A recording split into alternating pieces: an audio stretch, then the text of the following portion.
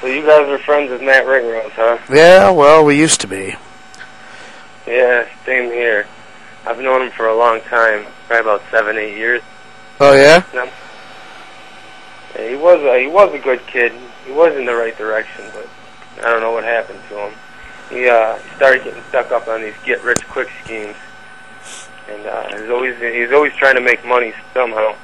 Even like I said before, he had this scheme to hire Mexicans to paint little figures for him, and he had some huge number. He was going to make $1 million a month, he figured, with those Warhammer figures that he has in his basement. Wow. That's insane. So he's been trying to scam people like just here recently in the last few years, or I mean, because you said he was a pretty good kid at first.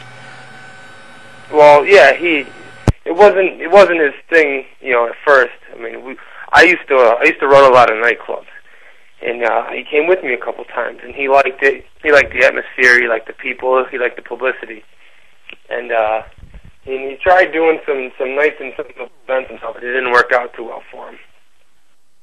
Yeah, and he's seen the money that was on in, but I mean, it also entails work. He's got to do work. He doesn't have a work ethic. I don't think he's ever had a job in his life. He sucked off his parents for forever. Obviously, the Trans Am, the Escalade, the bike, all that stuff he made his parents buy for him. And then that's what he had to try to make himself look rich and famous. That was the big thing. He even for a while was telling everybody he was going to buy a nightclub. And he told everybody in Rochester, I'm going to buy a nightclub. I'm going to buy a nightclub. You don't believe me, I'm going to buy a nightclub. He made his father go in on this and lie for him, telling people he had all these business meetings and all this stuff going on. He was buying a nightclub. Poor kid. He wasn't buying no nightclub. Not here in Rochester, at least. And wow. Ever since then, he started to come up with these ideas all the time. I can't even remember half of them. And no, I know. I've heard of Nightfall. I've heard of Nightfall. Yeah, that's what he was going to call his Nightfall entertainment. I took him downtown with me one day when I was getting my pistol permit years ago. And I told him, I was like, if you want that name Nightfall so bad, why don't you DBA it? And I no idea what the fuck a DBA was. So I took him in, showed him, and I DBA'd the name for him, Nightfall for him. So automatically he thinks he's got a business, Poor kid. Wow, what was that about anyway? He what? What was he planning on doing with that anyway? I think you're breaking up a little bit. What'd you say? My apologies. What was he planning on doing with that little business anyway? Oh, he wanted to make some sort of a nightclub, and he wanted to call it Nightfall, and he wanted it to be Nightfall Entertainment. There's a friend of mine who I started, who I have a business with, owns R&Y Entertainment, so he wanted to start Nightfall Entertainment. He had no connections. He had nothing, no money to start. And all the money he had, his father busted his ass all his life. He was in World War II. He busted his ass in Kodak, worked in Rochester all his life to retire, to have a great retirement. And Matt sucked all that money dry. His father has to go back to work every day for the rest of his life to support his family now. Wow, that's really all sad. Those Warhammer figures, all those Warhammer figures in the basement, all that stuff, he started buying stuff up because he wanted to start a website to sell all this. He was buying it and then trying to sell it at ridiculous prices to try to make money. And it ended up costing his father a ton of money. He never got anywhere with it. He gets these ideas in his head, thinks they're going to work, and then, drains his father with money, and then tries to do these things. Well, here's another one.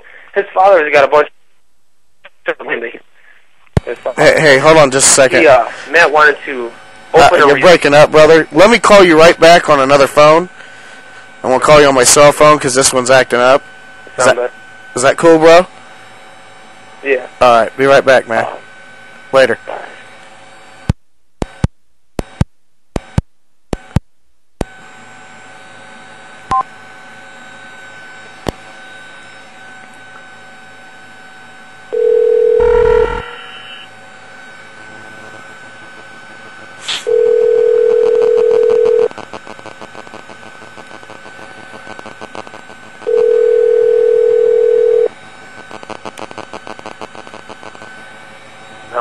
Hey, man. You there? Hey.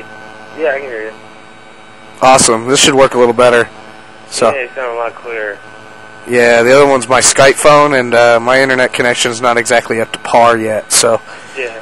This one just cost me more money, but it's worth it. Yeah. Where were we? What were we talking about? You were talking about how his dad has to work for the rest of his life to pay for all of Matt's little ventures. Yeah. Oh, another good adventure was he'd put his father's land up as collateral because he wanted to open a resort by a casino, thinking he would get the high rollers to rent this place out. It would cost them millions of dollars to make. It was unrealistic, and there's no way it would ever work. But he had got his father to put up all this money to try to look into it and doing all this, and then just lost interest in it. Decided not to do it. Another huge loss of money his father had.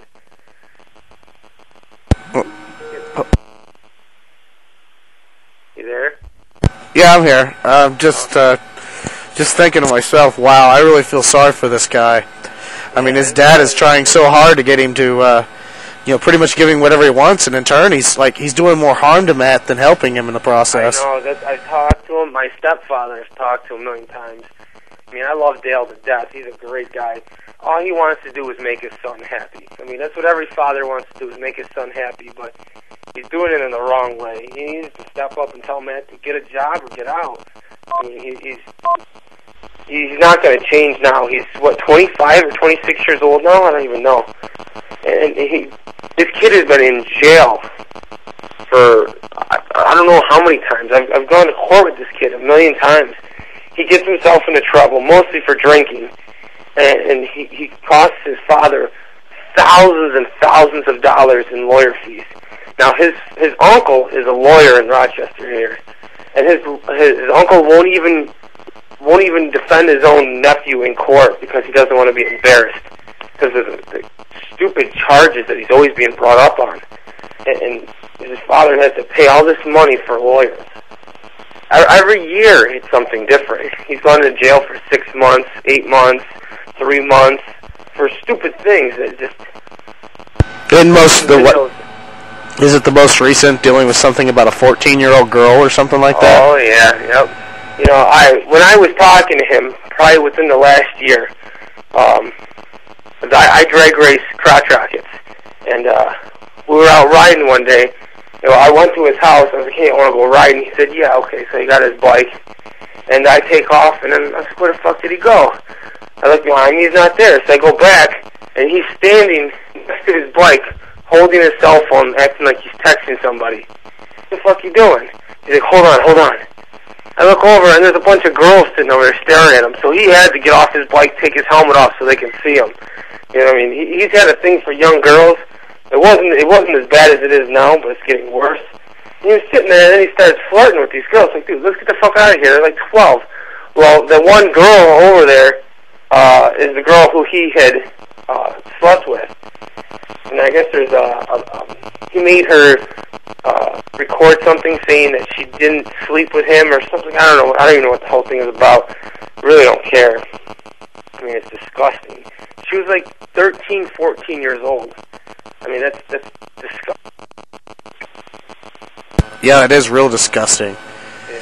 And that's really the messed up part about it on that sense, you know. It's just when he was running the organization, he was also trying to talk, he even tried to get a 12-year-old to send his basically his little birthday present. He got a $20 Walmart card to him because he was starving. Oh. I mean, it's things like that is the reason why I'm doing this. Yeah. Because, I mean, he's not just, he's hurting people, and, I mean, not just hurting himself, he's hurting a lot of people. And he just doesn't care. So, That's Matt. He's always out for himself before anybody. Yeah, and it's sad. But that's just the way I gotta run. I got that phone call. I just got a beep. Do you want me to IM you guys in a little bit? Yeah, dude. Yeah, we can do this later. Alright, sounds great. Alright, peace, brother. Thank you. Later.